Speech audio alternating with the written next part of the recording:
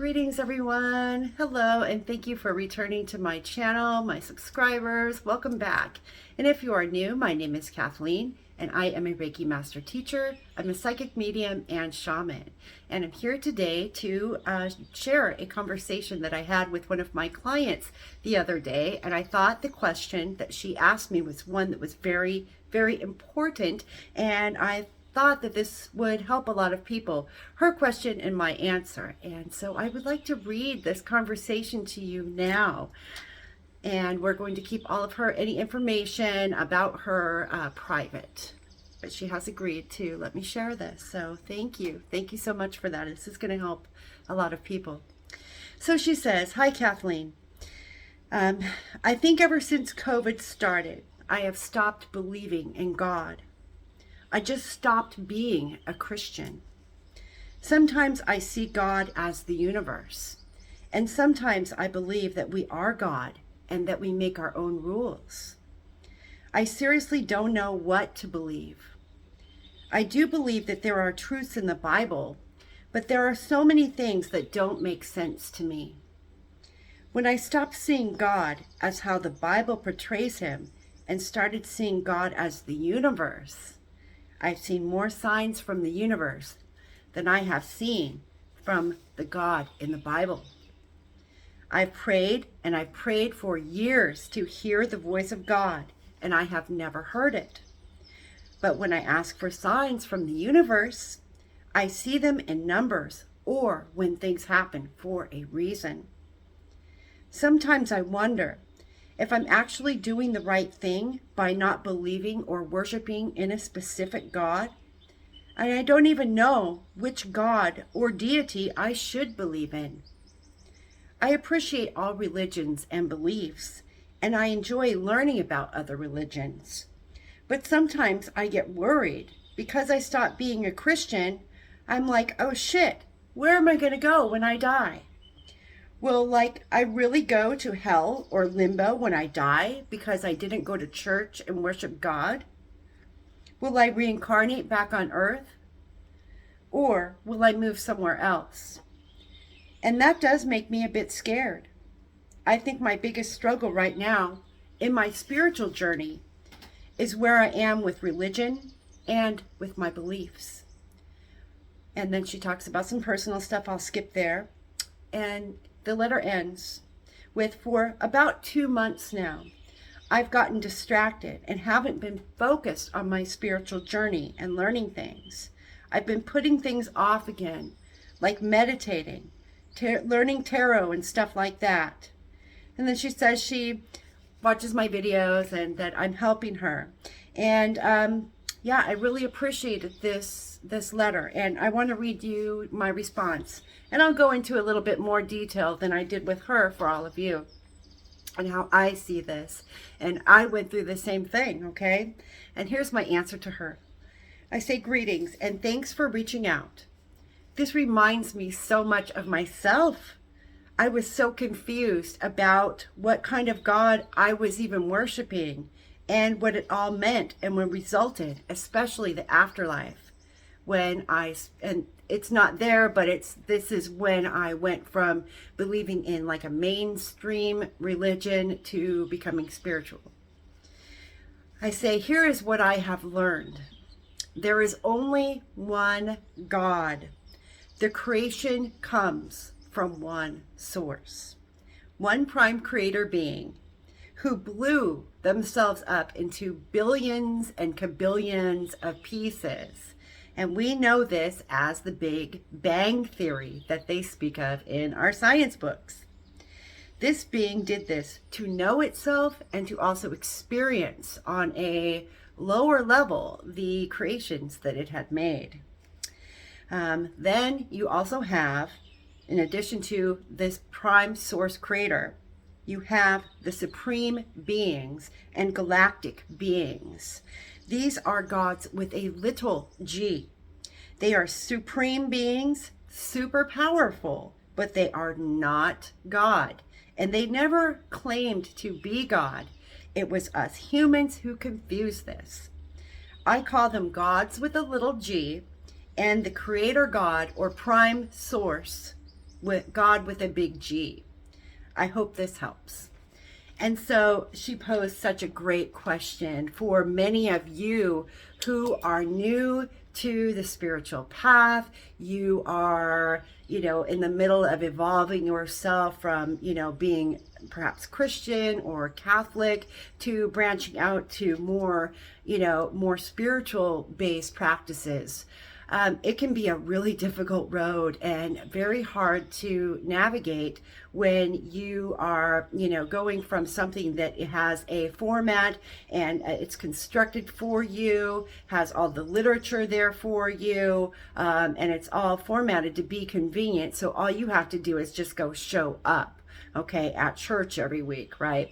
And going to church every week is not a bad thing. Everybody going there is going there to literally worship God. It may not be the same version of God that maybe you see, but churches are good for the most part. They're about community.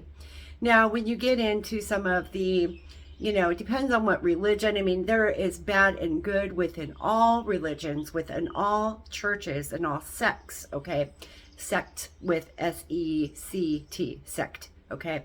I'm talking about like the different branches and things of Catholicism, of Christianity, of Mormonism, okay? These are very popular religions, okay? I think personally, I'm also an ordained minister. I don't know if you guys know that, but yes, I'm ordained. And so what this means is I have been a student of theology, of religion for most of my life. It was something I felt very drawn to and compelled to study.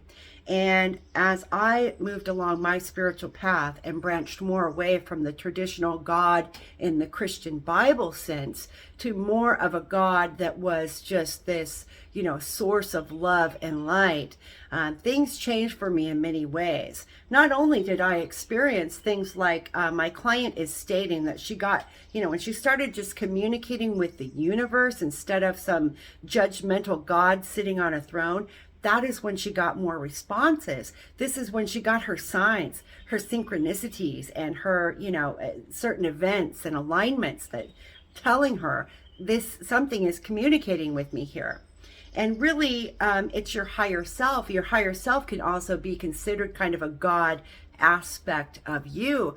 These are some of the first that you will be communicating with when you go into spirituality.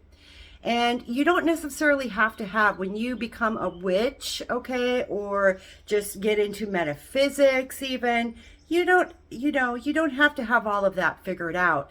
What I always suggest is that you go where you are guided, okay? You need to go where your intuition guides you when it comes to religion and spirituality.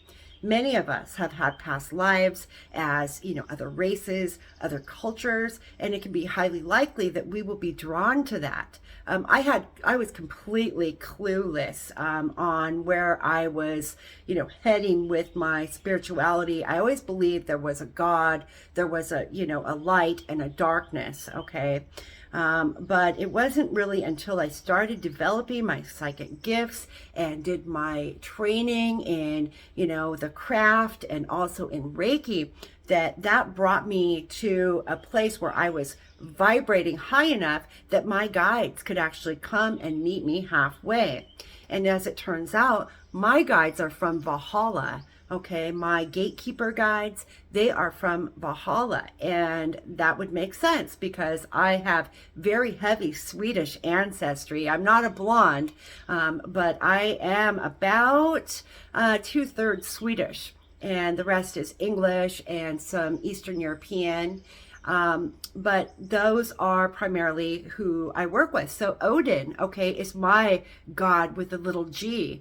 And so once you start putting out that intention that you want to know God, that you want to know who your angels, your guides, who your gatekeepers are, okay, the first place that you need to start in all of this, if you're trying to find your way, start with your ancestors, okay? That's always a win-win. Your ancestors, all of your loved ones who are there on the other side are there to support you and will be some of the very first spirits that come to you as you start gaining more psychic wisdom and awareness of your, your spiritual path.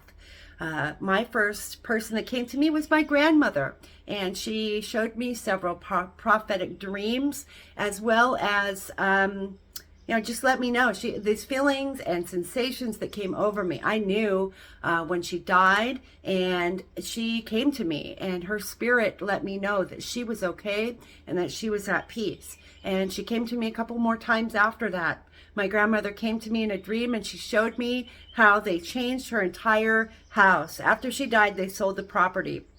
And I would have had no way of knowing this, that there was a beautiful bonsai garden that the new owners had built in the back that was facing the water. So you can just drive by this. Well, I just happened to be, after this dream of her showing me this beautiful bonsai garden, I happened to be going past my grandmother's house, or her previous house, on the water, and I saw with my own eyes exactly what I had seen in the dream.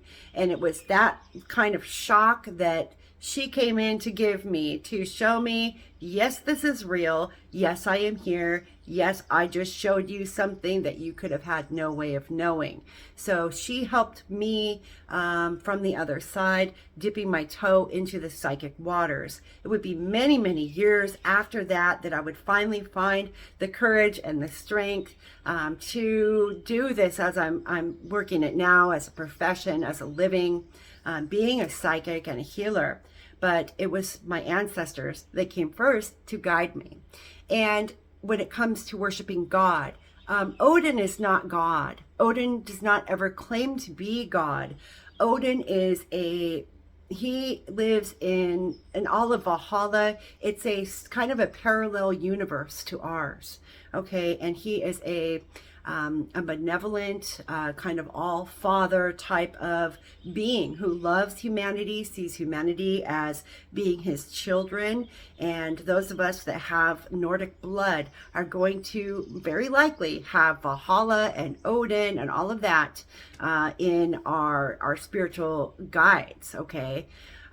Now, there are many ways that you can explore spirituality. You do not have to worship a god or a goddess. That is encouraged if you're getting into witchcraft, just so you can have some visual focus on, a mother god, a goddess, and a father god, but it's not necessary. For myself, I do not worship a god or a goddess. In fact, I don't worship any of them. I only see them as gods with a little g. All of these Hindu gods, goddesses, even Odin, they are all gods with a little g. They're helpers and assistants to humanity, okay? And we can call upon them at any time, just as we can the angels, to help us with our lives.